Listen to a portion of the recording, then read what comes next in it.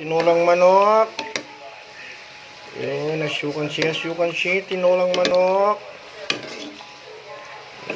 Tignan natin yung tinulang manok, mga idol. Ayan. Tinulang manok. Sarap.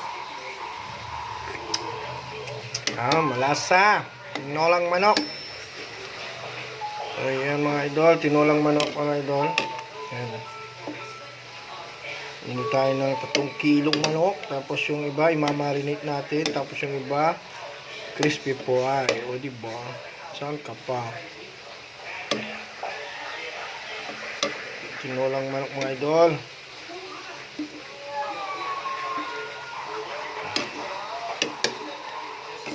Sarap nito, mga idol. Tinulang manok.